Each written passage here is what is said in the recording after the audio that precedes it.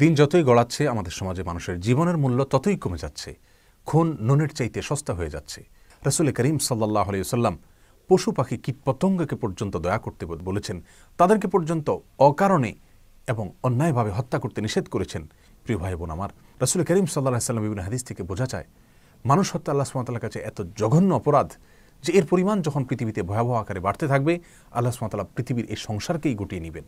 কিয়ামতের পূর্ব মুহূর্তে হত্যার পরিমাণ ভয়াবহ আকারে বেড়ে যাবে এবং যে হত্যা করছে সে নিজেও জানবে না সে কেন হত্যা করছে, যাকে হত্যা করা হচ্ছে তিনিও জানবেন না তাকে কেন হত্যা করা হচ্ছে। আল্লাহ সুবহানাহু ওয়া তাআলা মানুষ হত্যার বিচারকে অত্যন্ত গুরুত্বের সাথে কিয়ামতের দিন করবেন। রাসূল করিম সাল্লাল্লাহু আলাইহি ওয়াসাল্লাম ইরশাদ করেছেন, সহিহ বুখারী এবং মুসলিম একযোগে বর্ণনা করেছেন যে আল্লাহ সুবহানাহু ওয়া তাআলা কিয়ামতের ময়দানে মানুষের মধ্যকার যে পাওনা দেনা সেগুলোর হিসাব নিকাশ শুরু করার শুরুতে একেবারে প্রথমেই মানুষ হত্যার বিচার দিয়ে তারপর শুরু করবেন।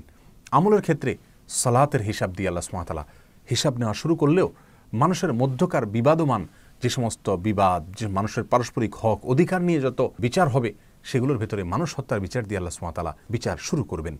রাসূল করিম সাল্লাল্লাহু আলাইহি ওয়াসাল্লাম অন্য হাদিসে ইরশাদ করেছেন, যাকে হত্যা করা হয়েছে কিয়ামতের দিন সে আল্লাহর কাছে হত্যাকারীকে উপস্থিত করে বলবে, আল্লাহ তাকে জিজ্ঞাসা করুন সে আমাকে কেন হত্যা করেছে, কি কারণে আমাকে হত্যা করেছে।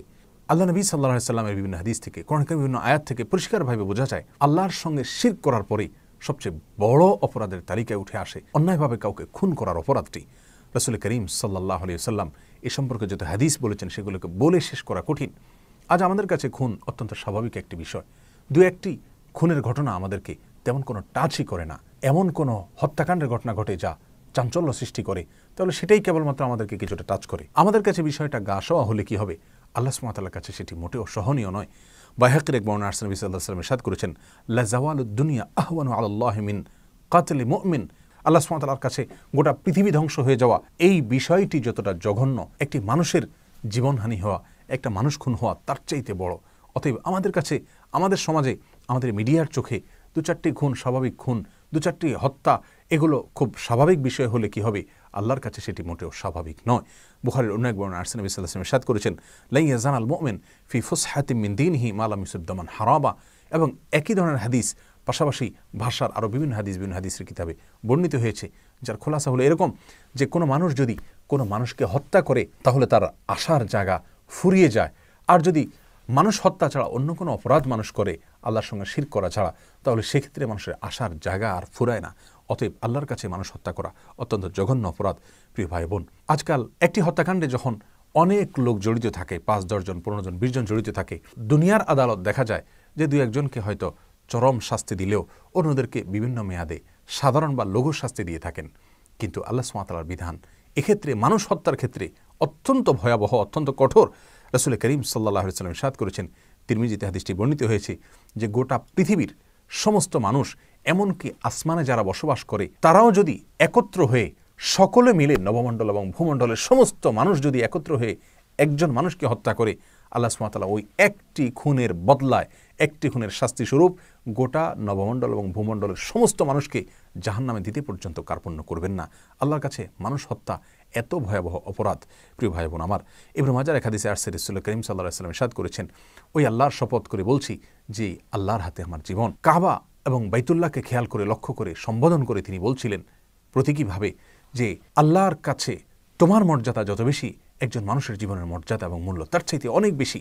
রাসূল করিম সাল্লাল্লাহু আলাইহি ওয়াসাল্লাম বুখারী মুসলিম হাদিসে বলেছেন, তোমরা 7টি ভয়াবহ ধ্বংসাত্মক অপরাধ থেকে বেঁচে থাকবে। তার শুরুতে তিনি শিরকের কথা বলেছেন, এরপরেই 3 নম্বরে তিনি বলেছেন মানুষ হত্যা করার কথা। সবচাইতে চিন্তার বিষয় হলো রাসূল করিম সাল্লাল্লাহু আলাইহি ওয়াসাল্লাম ইরশাদ করেছেন, আবু দাউদ হাদিসটি বর্ণিত হয়েছে, কুল্লু যামবিন আসাল্লাহু আন ইয়াগফিরাহু ইল্লা মান মাতা মুশরিকান আও কাতালা মুমিনান মুতাআম্মিদা। যত অপরাধ হতে পারে সমস্ত অপরাধের শাস্তি আল্লাহ সুবহানাহু ওয়া তাআলা মওকুফ করতে পারেন, তবে যে ব্যক্তি মুশরিক অবস্থায় শিরক করতে করতে মৃত্যুবরণ করেছে অথবা কোনো মানুষকে, কোনো মুমিনকে ইচ্ছাকৃত হত্যা করেছে, এই 2 অপরাধ এটা আল্লাহ সুবহানাহু ওয়া তাআলা মাফ করবেন না। এবং কোরআনে কারীমে সূরা নিসা 93 নম্বর আয়াতে একই কথা বলা হচ্ছে। আল্লাহ সুবহানাহু ওয়া তাআলা বলেছেন, ওমা ইয়াকতুল মুমিনান মুতাআম্মিদা ফাজাযাউহু জাহান্নাম খালিদান ফিহা ওয়া গাদিবাল্লাহু আলাইহি ওয়া লাআনাহু আ'আদ্দা লাহু আযাবান আযীমা। আল্লাহ সুবহানাহু ওয়া তাআলা এই আয়াতে 5টি শাস্তির কথা বলেছেন, 5টি কঠিন ভয়াবহ সতর্ক বার্তা তিনি জারি করেছেন। কোনো মানুষকে ইচ্ছাকৃতভাবে যদি কেউ হত্যা করে তার বিপরীতে তার ভিতরে 1 নম্বর হলো তাকে জাহান্নামে দেওয়া হবে, দ্বিতীয়ত তাকে সেখানে চিরকাল রাখা হবে, তৃতীয়ত আল্লাহ সুবহানাহু ওয়া তাআলা তার প্রতি রাগান্বিত হবেন, চতুর্থত আল্লাহ সুবহানাহু ওয়া তাআলা তার প্রতি অভিশাপ নাজিল করবেন, পঞ্চমত আল্লাহ সুবহানাহু ওয়া তাআলা তার জন্য কঠোর এবং ভয়াবহ শাস্তির ব্যবস্থা করে রাখবেন। মানুষ খুনের এই ভয়াবহ অপরাধ, এটা যদি আমাদের সমাজের খুনিরা জানতো, এর কি চরম শাস্তি আল্লাহ সুবহানাহু ওয়া তাআলা দিবেন সেটা যদি জানতো, তাহলে কোনোদিন তারা খুনের ধারে কাছেও যেত না। সূরা মায়েদার 32 নম্বর আয়াতে আল্লাহ সুবহানাহু ওয়া তাআলা বলেছেন, মান কাতালা নাফসান বিগাইরি নাফসিন আও ফাসাদিন ফিল আরদি ফাকান্নামা কাতালান নাস জামিআ, যে ব্যক্তি কোনো মানুষকে অন্যায়ভাবে হত্যা করলো, সে যেন গোটা বিশ্ব মানবতাকে হত্যা করলো। আল্লাহ সুবহানাহু ওয়া তাআলা আমাদের সকলকে শুভ বুদ্ধির জন্য উদয় হয় সেই তৌফিক দান করুন। আমাদের সমাজের প্রত্যেকটা মানুষের জীবনের নিরাপত্তা আল্লাহ সুবহানাহু ওয়া তাআলা আমাদেরকে দান করুন। সুবিচার যেন আমরা নিশ্চিত করতে পারি, আল্লাহ তাআলা সেই শক্তি সামর্থ্য আমাদেরকে দান করুন। এবং নিরীহ যে সমস্ত মানুষরা নিহত হচ্ছে, তাদের পরিবারের জন্য সান্ত্বনা হলো, এই দুনিয়াতে যদি তারা বিচার নাও পান, ইনশাআল্লাহ আল্লাহর আদালতে তারা অবশ্যই বিচার পাবেন এবং কঠোর শাস্তির মুখোমুখি খুনিকে হতে হবে। আল্লাহ সুবহানাহু ওয়া তাআলা আমাদের সকলকে আল্লাহর ভয়ে সমস্ত অন্যায় কাজ থেকে বিরত থাকার তৌফিক দান করুন এবং একটি সুষ্ঠু শান্তিপূর্ণ সমাজ আমাদের সকলকে আল্লাহ সুবহানাহু ওয়া তাআলা নসিব করুন।